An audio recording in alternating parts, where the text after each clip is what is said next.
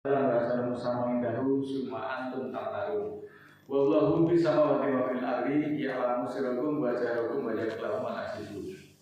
Asyhadu an la ilaha illallah wahdahu la syarika lah, innama huwa ilahun wahid. Allahu la ilaha illa huwa rabbul arsyil azim. Allahu la ilaha illa huwa al-hayyul qayyum. Allahu la ilaha illa huwa ar-rahmanur rahim. Puji-pujian hanyalah untuk Allah yang telah menurunkan Al-Quran yang mulia untuk bimbingan hidup manusia, baik di timur maupun di barat. Semua telah merasakan nikmatnya petunjuk Allah itu untuk seluruh alam. Dan adalah manusia jangan berpaling dari Al-Quran yang dulunya diterima oleh Muhammad. Muhammad diperintahkan untuk mengikuti milah Ibrahim sesempurnanya, dan tidaklah dia Ibrahim itu termasuk orang-orang yang musyrik berdasarkan surat ke-16 ayat 123. Ibrahim sebagai pokok peradaban manusia bumi, dia menjadi nenek moyang dari beberapa nabi besar dan dua orang anaknya yaitu Ismail dan Ishak, menjadi dua pokok rumpun bangsa besar di muka bumi ini sampai saat ini. Ibrahim yang mendirikan Ka'bah di Mekah dan menjadi lambang dari kebesaran agama Islam untuk kehidupan seluruh manusia sampai detik ini, sampai saat ini. Milah Ibrahim adalah tuntunan hidup yang diajarkan oleh Nabi Ibrahim, yang merupakan pedoman hidup bagi manusia pada saat itu. Milah Ibrahim itu terus dilanjutkan sebagai ajaran yang turun-temurun dan disempurnakan pada Rasul berikutnya sampai kepada Muhammad sebagai Nabi yang terakhir. Mari kita perhatikan surat ke-16 ayat 120. A'udzubillahi minasyaitonirrajim. Bismillahirrahmanirrahim. Inna Ibrahima kana umatan qanitalillah hanifan walam yaku minal musyrikin. Sesungguhnya Ibrahim adalah umat yang tekun untuk Allah, qanitalillah, sesempurnanya, dan tidaklah dia termasuk musyrikin. 1621.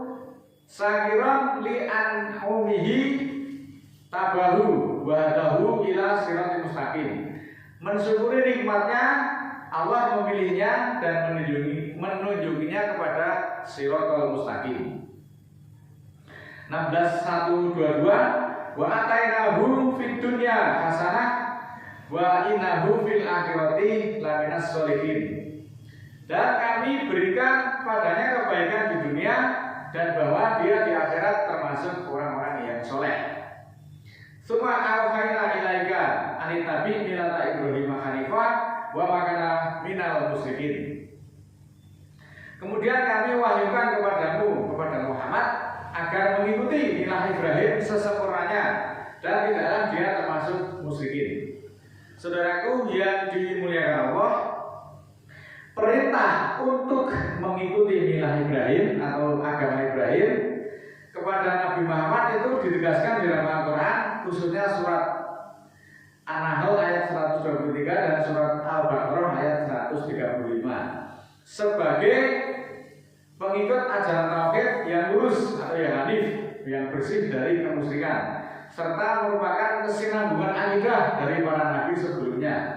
Dan ini menegaskan kemurnian Islam. Muhammad itu diperintahkan untuk mengikuti Ibrahim, untuk menunjukkan bahwa ajaran tauhid adalah satu kesatuan yang tidak berubah sejak dahulu, dan menegaskan hubungan nasab dan akidah. Surat Al-Baqarah 132.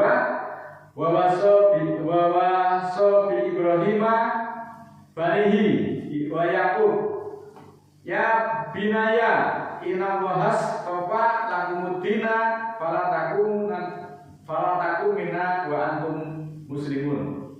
Dan diwasiatkan dengannya Ibrahim untuk anak-anaknya, begitu pula Yakub.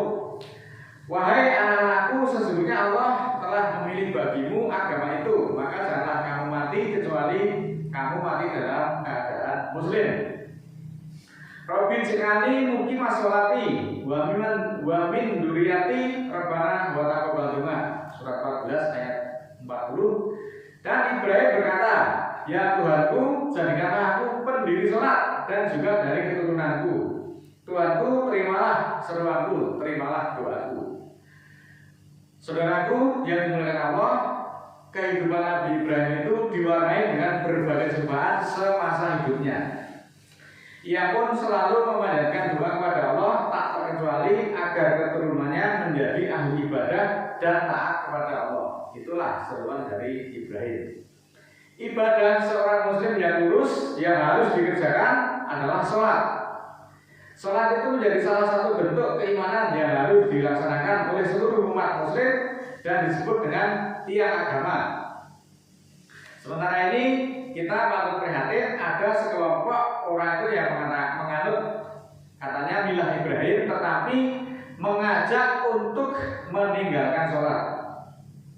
Sholat 5 waktu yang kita kerjakan itu dikatakan oleh mereka ritual nunggang-nungging yang tidak ada dasarnya. Sementara puasa Ramadan yang kemarin kita laksanakan itu dikatakan oleh mereka itu hanya puasa perut, kata mereka.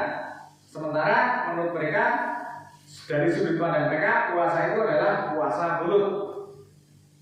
Nah, kita perlu waspada. Saat ini ada gerakan-gerakan yang kultus terorganisir yang menggunakan nama milah Ibrahim untuk menyamarkan ajaran mereka yang menyimpang. Kenapa demikian? Mengikuti milah Ibrahim kok menganggap sholat 5 waktu tidak ada atau tidak wajib. Haji juga dikatakan tidak ada. Surga dan neraka itu adanya di dunia dan tidak mempercayai hari kiamat atau hari berbangkit. Kemudian juga tidak mempercayai kurban. Mosok Allah memerintahkan orang untuk menyembelih anaknya, itu tidak masuk akal. Itu alibi mereka seperti itu. Penyimpangan yang masif ditandai dengan gerakan-gerakan penyimpang yang mencampur adukan antara Islam, Yahudi dan Kristen serta meyakini ada nabi baru setelah Nabi Muhammad. Tidakkah mereka menyadari bahwa Ibrahim itu bukan Yahudi dan bukan pula Nasrani? Terdapat dalam surat Al-Imran ayat 67. Ayat ini menegaskan bahwa Ibrahim adalah seorang yang lurus, orang yang hanif, yang muslim, sepenuhnya berserah diri kepada Allah dan bukan termasuk golongan orang-orang musyrik.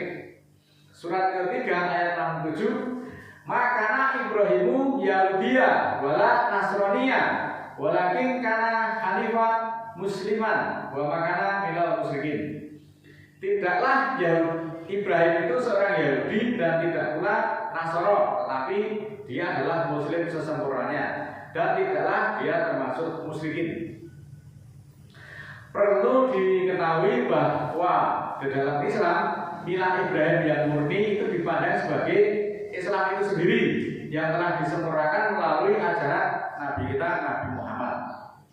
Istilah milah Ibrahim atau sering disebut dengan milah Abraham sering disalahgunakan oleh kelompok-kelompok tertentu yang menyimpang, yang menggabungkan berbagai agama, itu tadi agama Yahudi, agama Kristen dan agama Islam. Makanya untuk sholat untuk mulai mereka ditiadakan biar orang Yahudi dan orang Kristen mau bergabung. Kelompok ini menolak ajaran sholat 5 waktu atau kemudian mereka mengangkat nabi baru yang justru bertentangan dengan prinsip murni milah Ibrahim itu sendiri. Penyimpangan milah Ibrahim ditandai dengan adanya oknum ataupun kelompok yang mengaku menerima wahyu kenabian setelah Nabi Muhammad dengan mengatasnamakan ajaran Nabi Ibrahim. Cukup memprihatinkan. Dengan menolak sholat 5 waktu berarti mereka mengingkari puluhan ayat-ayat yang ada di dalam Al-Quran.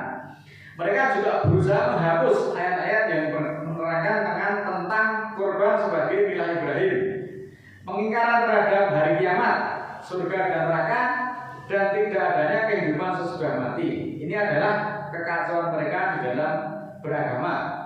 Maka kita tidaklah menyadari betapa keblindernya pemikiran-pemikiran mereka itu. Sedangkan di dalam Al-Quran yang mendefinisikan agama itu sebagai berikut. Di dalam surat ke-3 ayat 19, Inna dina indallahil Islam wa makhtalafal ladina utul kitabah illa min ba'di ma ja'ahumul ilman bayyinahum wa may yakfur bi ayatillahi fa innallaha sari'ul hisab. Yang artinya sesungguhnya din pada sisi Allah adalah Islam dan tidaklah berselisih orang-orang yang diberi kitab kecuali sesudah datang kepada mereka ilmu lalu terjadi kedengkian di antara mereka. Dan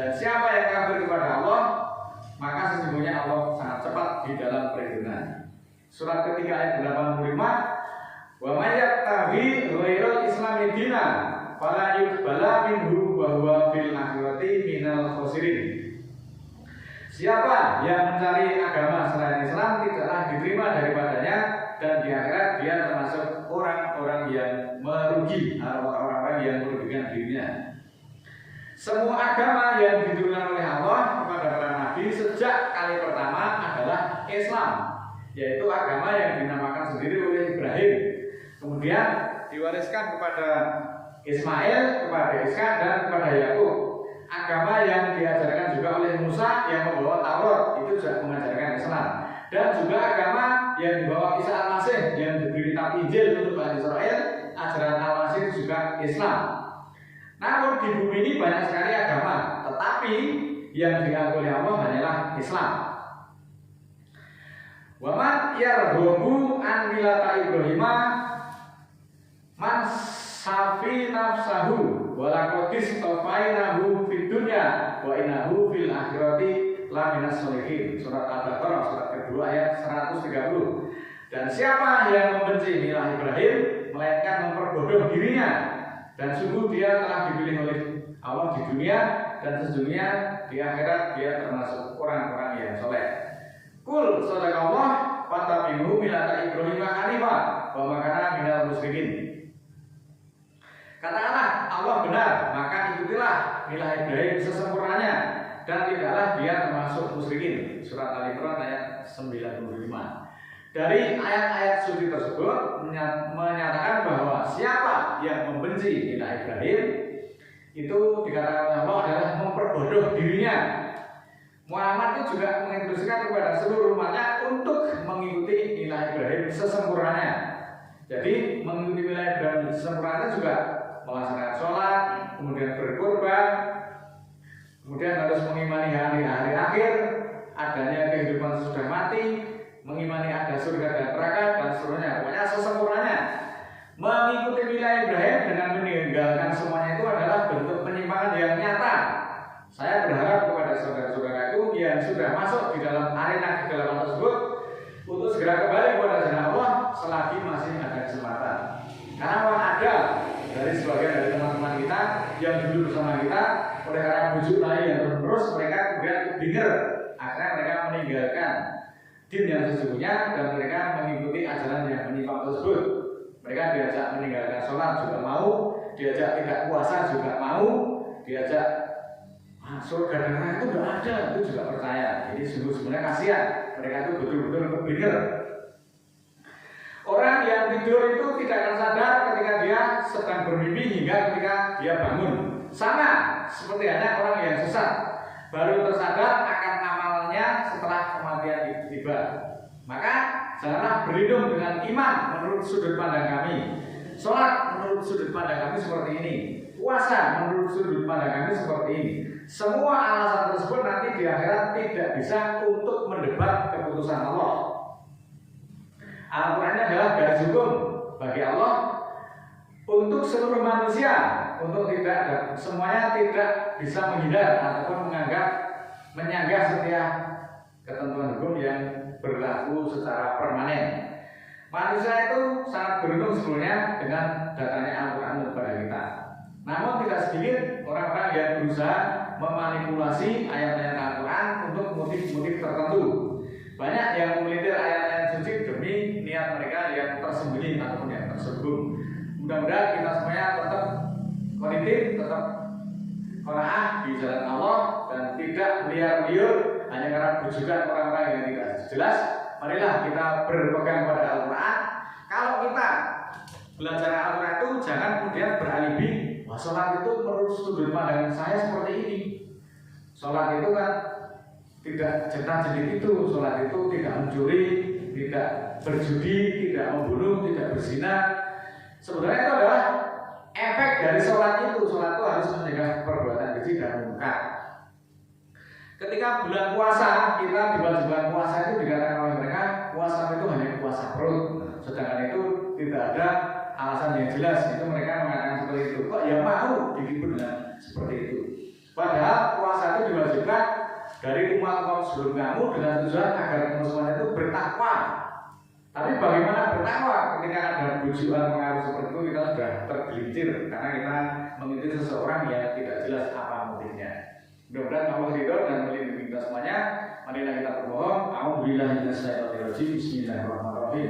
Allahumma ighfirli walil mu'minina wal mu'minat al-ahya'i minhum wal amwat innaka sami'un qaribun mujibud da'wat innaka 'ala kulli syai'in qadir. Rabbana la tu'akhidna in nasina aw akhtana. Rabbana wa la tahmil 'alaina isran kama hamaltahu 'alal ladzina min qablina.